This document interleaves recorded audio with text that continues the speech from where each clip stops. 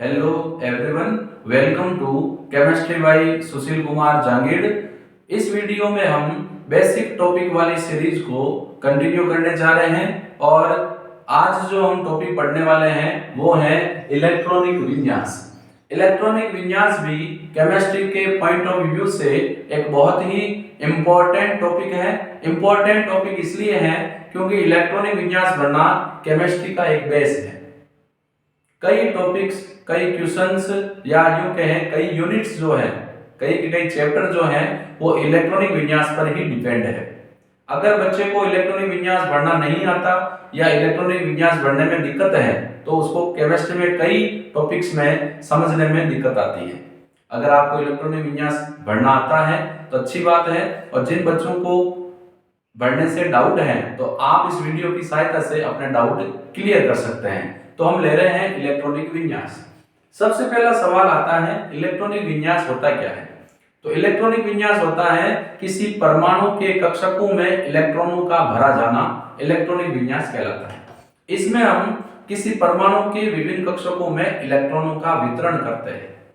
अब यहाँ पर तीन चीजें आती हैं, एक आता है कोश, एक आता है उपकोश, एक आता है कक्षक। कोश जो है उससे हमें जानकारी मिलती है कि जो बाह्यतम जो सेल है वो कौन सी है। जैसे यदि के है तो हम कहेंगे पहली कोश है, यदि एल है तो हम कहेंगे दूसरी कोश है। लेकिन कोश में ही उपकोश होते हैं। उपकोश क्या होते हैं? जैसे एस उपकोश, जैसे पी उपकोश, जैसे डी उपकोश और जैसे एफ उपकोश। अब उपकोश में क्या होते हैं? कक्षक। तो देखो यहां तीन चीजें हैं। पहला है कोश, दूसरा है उपकोश और तीसरा है कक्षक। कोश को कक्षा या कक्ष भी कहते हैं। जैसे अगर ये के हैं तो हम कहेंगे पहला कोश है, यदि एल है तो हम कहेंगे दूसरा कोश है।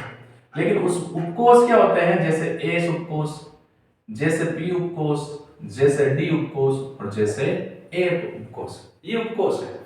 इस उपकोश में क्या होते हैं? कक्षक होते हैं। जैसे एस में एक ही कक्षक, पी में 3, p x, p y, p z, d में 5, d x y, d y z, d x z, d x square, y square, d z square. ऐसे एफ में कितने कक्षक हैं? 7। अब इलेक्ट्रॉनिक विन्यास जो है वो ओहम के सिद्धांत के आधार पर भरा जाता है। थोड़ा सा इसके बारे में आइडिया दे रहा हूं, फिर मैं इसके ऊपर बात करूंगा।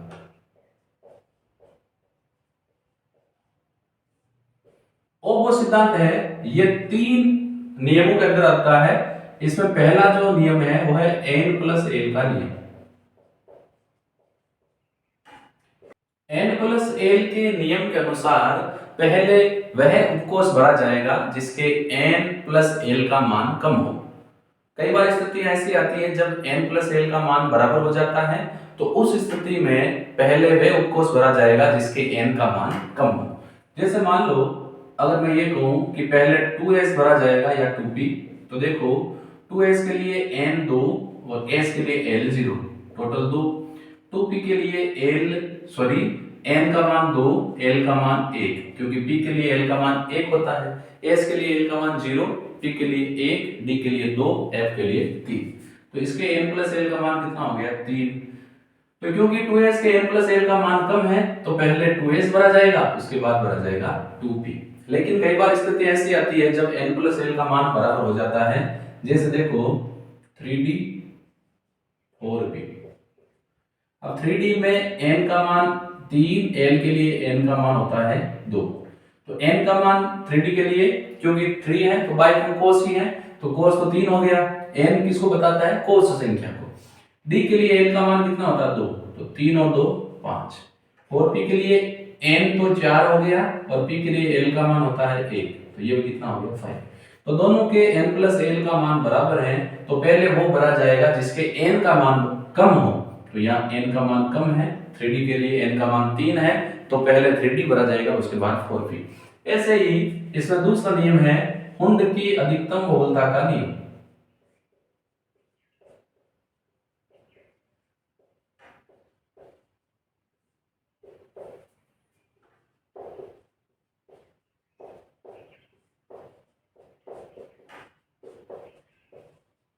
इस नियम के अनुसार जब तक एक उपकोष के सभी कक्षकों में एक एक इलेक्ट्रॉन का वितरण नहीं होता, उससे पहले कक्षकों में इलेक्ट्रॉनों का युग्मन नहीं होगा। यानी ये नियम कहता है कि जैसे P की बात करें तो P में पहले 3 कक्षकों में एक एक इलेक्ट्रॉन वितरण होगा, उसके बाद बच जाएंगे तो क्या होगी, कपलिंग होगी। ऐसे D में जब तक एक एक इलेक्ट्रॉनों का 5 कक्षकों में वितरण नहीं होगा तब तक युग्मन नहीं होगा। यानी कहने का मतलब है, यदि मान लो 3D है या यूं मान लें P में 3 इलेक्ट्रॉन है, तो P में 3 इलेक्ट्रॉन है तो हमें एक एक इलेक्ट्रॉन का ऐसे वितरण करना है पहले, उसके बाद युग्मन करना है। ऐसे नहीं, अगर मान लो 3 इलेक्ट्रॉन है P में, तो पहले हम 2 भर दिए, दूसरे में 1 भर दिया, तीसरा खाली, ऐसा नहीं करना है। पहले एक एक इलेक्ट्रॉन का वितरण करना है, फिर मान लो P4 हो गया तो यहाँ करना है, P5 हो गया तो यहाँ करना है, और P6 हो गया तो यहाँ करना है। तो हुंड की अधिकतम बहुलता के नियम के अनुसार जब तक एक उपकोष के सभी कक्षकों में एक एक इलेक्ट्रॉन का वितरण नहीं होगा तो कक्षकों में इलेक्ट्रॉनों का युग्मन नहीं होगा। वितरण होने के बाद युग्मन शुरू होता है। तीसरा है पावली का अपवर्जन नियम।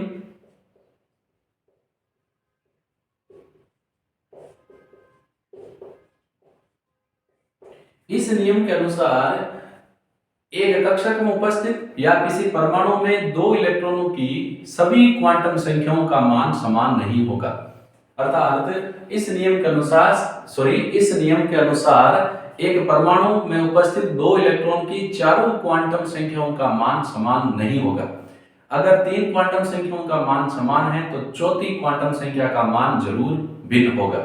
यदि इसको अगर हम और स्पेसिफाई करें तो एक कक्षक में 2 समान चक्रण वाले इलेक्ट्रॉन नहीं भरे जा सकते। यदि जो इलेक्ट्रॉन है एक कक्षक में, उन दोनों का चक्रण जो है वो विपरीत होना चाहिए, एक का क्लॉकवाइज और दूसरे का क्या होना चाहिए, एंटी क्लॉकवाइज।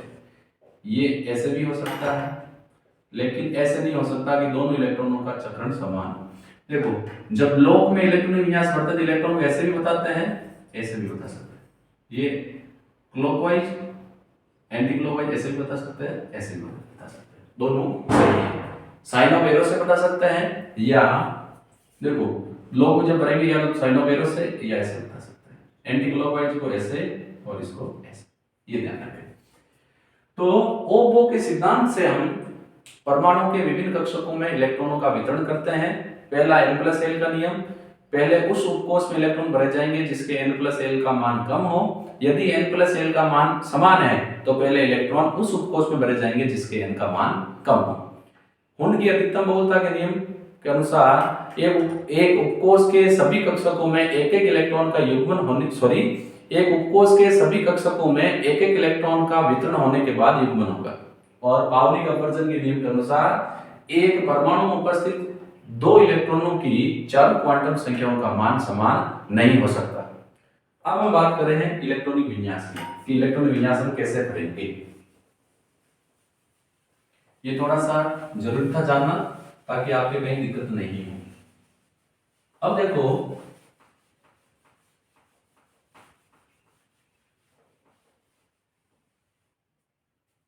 इलेक्ट्रॉनिक विन्यास पढ़ने से पहले आपके जो ध्यान रखने वाली मुख्य बात वो है कि एस में अधिकतम 2 इलेक्ट्रॉन ही भरे जा सकते हैं, क्योंकि एस में कितने कक्षक हैं, एक ही कक्षक है। ऐसे ही जो पी उपकोष है उसमें अधिकतम 6 इलेक्ट्रॉन ही भरे जा सकते हैं, क्योंकि पी में कितने कक्षक है, 3। ऐसे ही जो डी उपकोष है उसमें 5 कक्षक होते हैं तो अधिकतम 10 इलेक्ट्रॉन ही भरे जा सकते हैं। एक उपकोष में 7 कक्षक होते हैं तो इसमें अधिकतम 14 इलेक्ट्रॉन ही भरे जा सकते हैं। कई बच्चे ये सोच रहे हैं कि सर ये क्या बता रहे हैं, तो सबको पता है, लेकिन ये सबको पता नहीं है, और जिसको पता नहीं है वो इलेक्ट्रॉनिक विन्यास पढ़ने में गलतियां करते हैं। तो एस उपकोष में एक ही कक्षक है तो अधिकतम इलेक्ट्रॉन 2, पी उपकोष में 3 कक्षक है तो अधिकतम इलेक्ट्रॉन 6, डी उपकोष में 5 कक्षक है तो अधिकतम इलेक्ट्रॉन 10, एक उपकोष में 7 कक्षक है तो अधिकतम इलेक्ट्रॉन 14 भरे जा सकते हैं। ये आपको जानकारी रखनी है, इससे अधिक इलेक्ट्रॉन आपको नहीं भरने हैं। अब देखो, इलेक्ट्रॉनिक विन्यास भरने के लिए मैंने यहाँ एक डायग्राम बनाया है। आप शुरू में इस डायग्राम की हेल्प ले सकते हैं, और जब आप अधिकतम प्रैक्टिस कर लेंगे तो फिर आपको इस डायग्राम की आवश्यकता भी नहीं पड़ेगी। और जब कभी आपको कंफ्यूजन हो तो आप n+l के नियम का यूज करके देख सकते हैं कि पहले कौन सा उपकोष भरा जाएगा। तो देखो डायग्राम बनाना इजी है, 1s 2s 3s 4s 5s 6s 7s, ऐसे ही 2p 3p 4p 5p 6p 7p 3d 4d 5d 6d 4f 5f। फिर मैंने क्या किया है, इनको आपस में तिरछी लाइन से मिला दिया है और इनके बीच में भी एक एक लाइन खींची है और फिर साइन ऑफ एरो से रिप्रेजेंट कर दिया है। पहले 1s फिर 2s फिर 2p 3s 3p 4s 3d 4p 5s 4d 5p 6s फिर 4f फिर 5d फिर 6p फिर 7s फिर 5f 6d और 7p। ऐसे इलेक्ट्रॉनिक विन्यास पढ़ सकते हैं। अब सपोज करो हम इलेक्ट्रॉनिक विन्यास पढ़ना चाहते हैं परमाणु क्रमांक 21 का, तो पहले कौन आएगा 1s, 1s में अधिकतम कितने भरे जाएंगे 2, तो ऐसे कर देंगे 1s2। फिर 1s के बाद क्या आएगा 2s, तो 2s में भी 2 2s2। फिर 2s के बाद कौन आएगा देखो 2s के बाद 2p और p में अधिकतम कितने भरे जाएंगे 6। फिर 2p के बाद 3s, 3s में कितने भर जाएंगे 2 और 3s के बाद क्या है 3p, 3p में कितने भर जाएंगे 6। 3p के बाद क्या है देखो ये 3p के बाद 4s और 4s में कितने भर जाएंगे देख लेते हैं, काउंट कर लो 2 + 2 6 6 12 है 2 14 6 20, इसमें कितना भर जाएगा 1। अब इसमें ऐसा नहीं करना है कि s अधिकतम 2 भरे जाएं तो मैं 2 भर दूं, क्योंकि इलेक्ट्रॉन परमाणु क्रमांक से अधिक आपको नहीं पढ़ने हैं, क्योंकि 4s में जैसे आप 2 करोगे तो परमाणु क्रमांक कितना हो जाएगा 22 हो जाएगा। अब देखो ऐसे ही मैं आपको 4-5 एग्जांपल बता रहा हूं यहां पर, जैसे हम भर रहे हैं 80 वाले का 80, तो पहले कौन आएगा 1s 2 भर दिए, फिर आएगा 2s 2 भर दिए, फिर आएगा 2p 6 भर दिए, 2p के बाद 3s 2 भर दिए, 3s के बाद 3p p में 6 भर दिए, 3p के बाद 4s में 2 भर दिए, 4s के बाद 3d में क्योंकि d है तो 10 भर दिए, 3d के बाद 4p भर दिए 6, 4p के बाद 5s में भर दिए 2, 5s के बाद 3d तो हो गया 4d में भर दिए 10, 4d के बाद कौन आएगा 4d के बाद 5p में भर दिए 6, 5p के बाद कौन आएगा 6s में भर दिए 2, 6s के बाद में कौन आएगा ये 6s, उसके बाद 4f में भर दिए f में अधिकतम 14, 4f के बाद कौन आएगा 5d में भर दिए 10। अब एक बार काउंट कर लेते हैं 2 + 2 4 6 10 2 12 6 18 2 20 10 30 6 36 2 38 और 10 48 6 54 54 और 2 56 56 और 14 हो गए 70 70 और 10 80 हो गई। अब थोड़ा सा ध्यान देंगे, इलेक्ट्रॉनिक विन्यास ऐसे ही भरा जाता है, लेकिन वर्तमान में क्या करते हैं कि एक उपकोष जिस कोष का हो, एक उपकोष जिस कोष का है उसको उसी कोष में प्रदर्शित किया जाता है। देखो इसको हम ऐसे कर सकते हैं 1s, उसके बाद 2s, उसके बाद 2p, फिर 3s के बाद 3p 6। अब देखो ये 3d इसी का है तो इसको ऐसे लिख देते हैं 3d 10, फिर 4s 2, फिर 4p 6। अब देखो 4d है तो इसी उपकोष के साथ लिख देना है 4d, फिर 4f 14 ऐसे। उसके बाद क्या है 5s 5p और 5d 2 ये 6 ये 10 और n में क्या है 6s2। यानी जो 3d है ये आता तो 4s के बाद है, लेकिन ये तीसरे कोष का है इसीलिए इसको तीसरे कोष के साथ लिखते हैं। 4f आता तो 6s के बाद है, लेकिन ये 4 नंबर कोष का है इसीलिए इसको इसी के कोष के साथ लिखते हैं। तो वर्तमान में इलेक्ट्रॉन विन्यास ऐसे भी लिखा जाता है। ऊपर वाला गलत नहीं है, लेकिन नीचे वाला इस जो है लिखने का कारण क्या है, क्योंकि जिस कोष का उपकोष है उसको उसी के कोष के साथ रखा जाता है। तो इसको हम ऐसे भी कर सकते हैं, इसमें कोई दिक्कत नहीं है। अब मैं एक आपको भर के बता देता हूं 118 वाले का, इसमें कंफ्यूजन नहीं हो। ये 3D को मैंने इसके साथ इसलिए लिखा है क्योंकि 3D तीसरे कोष के साथ रख दिया।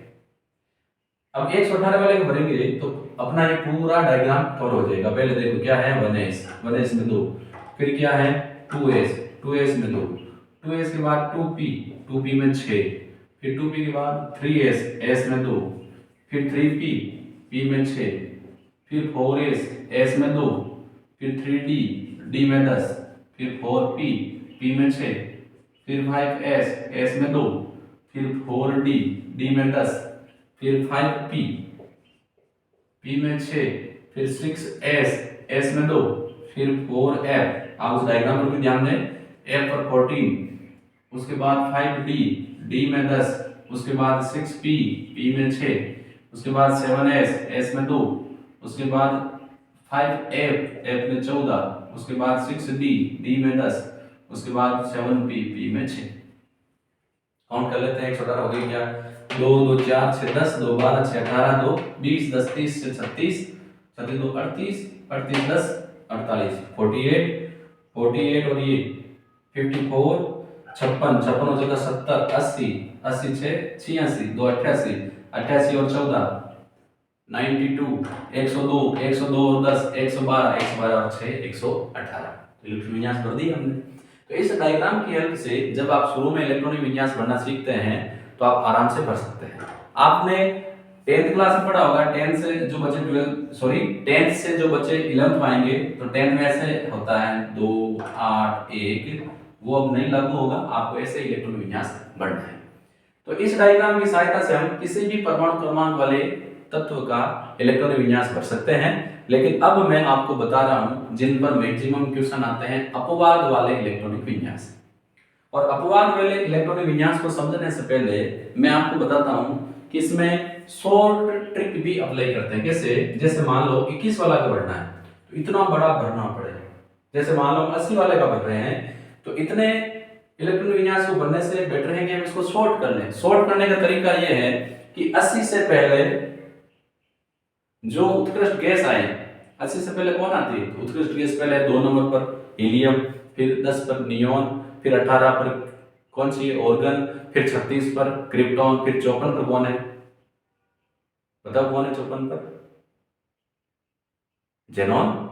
अरे helium, neon, organ, krypton, xenon, वो कितने पर है? वो 54 पर है। और 54 के बाद कितने पर आएगी? उसके बाद रेडॉन है। देखो 2 में 8 जोड़े 10, 10 में 8 जोड़े 18, 18 में 18 जोड़े 36, 36 में 18 जोड़े 54। तो 54 तक इलेक्ट्रॉन विन्यास हमें बढ़ने की आवश्यकता ही नहीं है। तो इसको शॉर्ट अगर करना चाहें तो देखो 2 और 2 4, 6 10, 2 12, 6 18, 18 और 2 20, 10 30, 6 36, 36 और 2 38, 38 और 10 48, 48 6 54। तो इतना बढ़ने की आवश्यकता ही नहीं है। इसको शॉर्ट करने का तरीका क्या है? बस ये लिख दो ब्रैकेट में जीनोन। यानी इसका मतलब ये हो गया कि जीनोन का इलेक्ट्रॉन विन्यास आ गया, इसके बाद ये है 54 2 56, 56 10 66 और 14 80। तो ये इलेक्ट्रॉन विन्यास शॉर्ट करने का तरीका। जैसे ये 21 से पहले कौन सी उत्कृष्ट गैस आती है? ऑर्गन। ऑर्गन कितने पर आती है? 18। ऑर्गन लिख दिया, इसका मतलब हमने इतना भर दिया 2 और 2 4, 6 10, 2 12 6 18। इसके बाद हमें क्या करना? फिर खाली 4s पर। इस प्रकार आप देखोगे 12th में 11th केमिस्ट्री में जब हम इलेक्ट्रॉनिक विन्यास वाले टॉपिक पढ़ेंगे तो इलेक्ट्रॉनिक विन्यास को वहां सॉर्ट किया हुआ था, क्योंकि इतना भारी भरकम इलेक्ट्रॉनिक विन्यास बार बार लिखना इजी नहीं होता है। तो सॉर्ट करने के लिए उससे पहले जो उत्कृष्ट गैस आती है उसको ब्रैकेट में बंद करके बता दो, वहां तक इलेक्ट्रॉन विन्यास कंप्लीट हो गया, उसके बाद जो है वो भर दो। अब देखो ये जो बात मैं बता रहा हूं ये इंपॉर्टेंट है, इलेक्ट्रॉनिक विन्यास के अपवाद। जितने भी इलेक्ट्रॉनिक विन्यास के अपवाद हैं वो कक्षकों के स्थायी विन्यास के कारण हैं और आवर्त सारणी में 3D, 4D और 5D में ही अपवाद है। जो 3D श्रेणी है इसमें अपवाद है क्रोमियम जिसका नंबर है 24 और एक है कॉपर जिसका नंबर है 29। अब देखो 24 वाले का भरते हैं। 24 वाले का भरने के लिए क्रोमियम, इसके बाद मैंने लिख दिया ऑर्गन। ऑर्गन का मतलब यहां तक पहुंच गए 1s2 2s2 2p6 3s2 3p6, यानी 2 और 2 4 6, 2 और 2 4 4 6 10, 2 12 और 6 18, यहां तक पहुंच गए। इसके बाद कौन है? 4s और इसके बाद 3d। अब देखो इसको भी भरते समय हम क्या करते हैं? इसको भी भरते समय क्योंकि जो 3d है वो 3 cos का है इसलिए इसको हम ऐसे पढ़ते हैं, पहले 3D लिखते हैं और फिर 4s। अभी मैंने बताया था कि जो कोष जिस कोष का उसको उसके साथ लिख देते हैं। अब देखो 4s में तो 2 ही आएंगे, तो 18 और 2 कितने हो गए 20। अब कितने बचे 4, तो इसमें आएंगे डी में 4। लेकिन इसका ओरिजिनल इलेक्ट्रॉनिक विन्यास होता है डी में होते हैं 5 और एस में होता है 1, क्योंकि डी में 5 आता है, डी कोष अर्धपूरित हो जाता है। डी में देखो डी जब पूरा भरा है तो 10, आधा भरा है तो 5, टी पूरा भरा है तो 6, आधा भरा है तो 3, एफ पूरा भरा है तो 14, आधा भरा है तो 7। अर्धपूरित यानी आधे भरे हुए, पूर्ण पूरित यानी पूर्ण भरे हुए कक्षक स्थायी होते हैं। तो ये अपवाद हो गया। ऐसे ही कॉपर का सेम हो जाएगा, ऑर्गन के बाद 3D 4s। अब 4s में तो 2 होंगे, डी में कितने होंगे देखो 18 और 2 20 यानी 9 होने चाहिए। लेकिन क्या होता है डी में एक एक्स्ट्रा और एस में एक कम, क्योंकि डी 10 होते ही डी पूरा भरा हुआ कक्षक हो जाएगा और पूरे भरे हुए कक्षक स्थायी होते हैं। तो 2 तो अपवाद ये हो गए। अब बात करते हैं 4D श्रेणी के अपवाद। इसमें नायोबियम, मोलिब्डेनम, रुथेनियम, रोइडियम, पैलिडियम और सिल्वर। देखो इनके मैं प्रमाण क्रमांक लिख देता हूं। ये श्रेणी जो है ये स्टार्ट होती है ये होती है 21 से, ये होती है 39। इट्रिबियम 39, यारी 84, 39, निभा ये 41, 42 इलेक्ट्रॉन विन्यास लिख देता हूं यहाँ पर। ये 41, ये 42, ये 44, क्योंकि इसके बीच में टेक्नीशियम आएगा 45, ये हो जाएगा 47, ये हो जाएगा 46। नायोबियम, मोलिब्डेनम, रुथेनियम, रोइडियम, पैलेडियम और सिल्वर 1 2 3 4 5 6 यहाँ 6 अपवाद हैं। और अपवाद जितने भी हैं और बताऊंगा मैं आपको। 5D में 2 अपवाद है, प्लेटिनम और गोल्ड, ये नंबर 78, ये नंबर 79। जितने भी अपवाद हैं टोटल अपवाद हो गए अपने 10 के 10 अपवादों में जो डी उपकोष है उसमें 1 इलेक्ट्रॉन अतिरिक्त होगा और जो एस है इसमें 1 इलेक्ट्रॉन कम होगा। ओनली जो पैलेडियम है इसका ही इलेक्ट्रॉनिक विन्यास ऐसा है जिसके एस में 0 है। बाकी जितने भी 10 अपवाद हैं उनमें पैलेडियम को छोड़कर सभी के एस में 1 इलेक्ट्रॉन होगा, यानी एस का विन्यास होगा S1, लेकिन पैलेडियम का होगा S0। ये बात आपको ध्यान में रखनी है। अब देखो नायोबियम का इलेक्ट्रॉनिक विन्यास बढ़ते हैं। तो नायोबियम 41 पर है। 41 से पहले उत्कृष्ट गैस कौन सी आती है क्रिप्टॉन 36 यानी कहां तक पहुंच गए अपने 1s2 2s2 2p6 3s2 3p6 4s2 3d10 30 हो गए 30 से 36 यहां तक पहुंच गए। अब यहां तक 4p के बाद कौन आएगा, फिर आएगा 5s के 2, फिर आएगा 4d के बाद कौन आएगा, देखो 4d के बाद कौन आएगा। अच्छा क्रिप्टॉन कितने हो गए, क्रिप्टॉन हो गए अपने 36 और ये है अपना 41। तो मेरे हिसाब से 36 यहां तक आएगा। देखो 2 2 4 6 10 2 12 6 18 20 10 30 6 36, ओके 36 आ गया। अब 36 के बाद क्या आएगा 5s और फिर क्या आएगा 4d। तो देखो 36 और 2 कितना हो गए 38। अब कितने बचे 4d में 3 आने चाहिए और इसको भी ऐसे लिख देते हैं क्योंकि अपने यहां तक पहुंच गए 4p तक, तो ये 4d वाला तो है तो 4 उपकोष का ही, और उसके बाद क्या है 5s। तो 5s में आ गए 2 और 4d में कितना आ गए 41 है। तो देखो 36 और 2 38 और 3 41 ऐसा होना चाहिए, लेकिन इसमें भी यही होगा 4d में होगा 1 और s में हो जाएगा 1। ऐसे ही नाइट्रोजन के बाद मोलिब्डेनम 42 पर है, तो ये भी क्रिप्टॉन 36 के बाद 4d 5s में 2 36 2 38। अब इसमें कितना आने चाहिए 4, लेकिन ये इसमें होगा 1 इसमें कम और 1 इसमें ज्यादा।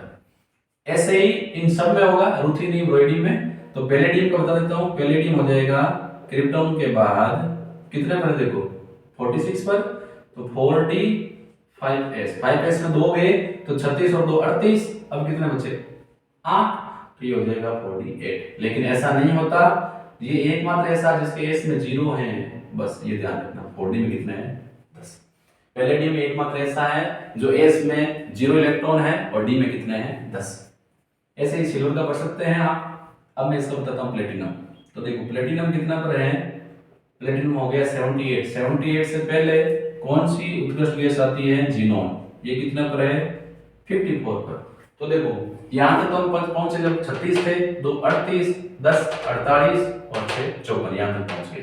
अब है 6s, तो 6s में भर दिए 2, 6s2, फिर है 4f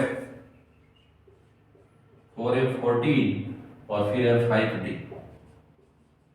तो देखो अपने यहां तक पहुंचे थे, कहां तक, यहां तक 5p में, तो इसीलिए इसको हम ऐसे भर सकते हैं, पहले 5d या पहले 4f, पहले 4f भरा जाएगा, 4f 14 फिर 5d और फिर क्या है 6s। इसको क्यों भर रहे हैं, क्योंकि शुरू में मैंने बताया था कि एक उपकोष जिस कोष का उसको उसके साथ इंक्लूड करते हैं। तो पहले 4f भर दिया, फिर 5d और 6s। अब देखो 54 और 14 कितने हो गए 68 और 2 68 और 2 70 हो गए। कितना ये 78। तो डी में कितना आएंगे 8। डी में 8 नहीं आते, एक एक्स्ट्रा आ जाएगा और एस में एक कम आ जाएगा। ऐसे अगर गोल्ड का पढ़ना चाहिए तो गोल्ड का हो जाएगा ओरम का जिनोन 54 के बाद 4f 14 फिर 5d और 6s में 2 करेंगे तो 70 हो जाएंगे। ये कितने 79। तो इसमें आना चाहिए डी 9, लेकिन 9 नहीं आएगा, इसमें एक कम हो जाएगा, इसमें कितना हो जाएगा एक एक्स्ट्रा, डी 10 हो जाएगा। तो देखो इलेक्ट्रॉन विन्यास की जब भी हम बात करते हैं तो आपको शुरू में जो मुख्य बात ये है कि शुरू में आपको ये डायग्राम जो है इसकी हेल्प लेनी है। ये डायग्राम आप आराम से बना सकते हैं, 1 मिनट का काम है, और खूब इसकी प्रैक्टिस करें। मैं तो कह रहा हूं आप 1 से लेके 118 तक कोई भी डिजिट आपको जो मन में आए उसको आप प्रॉपर रजिस्टर में लिखें और उसका इलेक्ट्रॉनिक विन्यास भरने की कोशिश करें। काउंट करते जाएं और इलेक्ट्रॉनिक विन्यास भरें, फिर क्रॉस चेक करें कि कहां गलती हुई है। गलती नहीं हुई तो अच्छी बात है। जब आप प्रैक्टिस करोगे तो गलतियां कम होती जाएगी और एंड में आप कोई भी गलती नहीं करोगे। तो इस डायग्राम की हेल्प ले सकते हैं, और मैंने बताया था कि इस डायग्राम की हेल्प से आप कैसे इलेक्ट्रॉनिक विन्यास भर सकते हैं। और जब कहीं लगे कि पहले 3D भरा जाएगा या 4D भरा जाएगा तो उस स्थिति में हम n+l के नियम का यूज कर सकते हैं। और कुल अपने 118 तत्वों में से 10 अपवाद हैं। 10 के 10 अपवाद मैंने यहाँ लिखे हैं। पहले क्रोमियम कॉपर, फिर niobium molybdenum ruthenium rhodium palladium और सिल्वर, और प्लेटिनम और गोल्ड। इसमें सब में जो नॉर्मल इलेक्ट्रॉनिक विन्यास है वो आपको लिखना है, और नॉर्मल इलेक्ट्रॉनिक विन्यास में डी में एक एक्स्ट्रा, एस में एक कम, यानी सभी के पैलेडियम को छोड़कर सभी के डी में एक एक्स्ट्रा और एस में एक कम रखना है। लेकिन पैलेडियम एक ऐसा है जिसके एस में 0 है, बाकी सभी के एस में 1 है। ये भी एक ध्यान रखने वाली बात है। जितने भी अपवाद है उनके बाई कम एस में, यानी 3D वालों के 4s में 1 है, 5D वालों के 5s में 1 है, और 6D वालों के 6s में 1 है। खाली एक अपवाद ऐसा इनमें से पैलेडियम जिसके एस में कितना है 0। तो आप अपवाद जरूर ध्यान रखें, क्योंकि क्वेश्चन जो है वो अपवाद पर ज्यादा पूछे जाते हैं। क्योंकि आपको दे देगा 24 नंबर का इलेक्ट्रॉनिक विन्यास भरो, आप फटाक से भर देंगे, और आपको अगर ध्यान में नहीं है कि अपवाद है तो आप डी में 4 भरोगे, एस में 2 भरोगे, वो क्या हो जाएगा गलत। तो यहाँ पर मैंने आपको इलेक्ट्रॉनिक विन्यास वाले टॉपिक को एक इजी वे में समझाने की कोशिश की, और आपको समझ में भी आया होगा। ये टॉपिक आपके लिए कितना हेल्पफुल रहा आप कमेंट बॉक्स में जरूर बताएं। हम फिर मिलेंगे एक और बेसिक टॉपिक वाले वीडियो के साथ। धन्यवाद।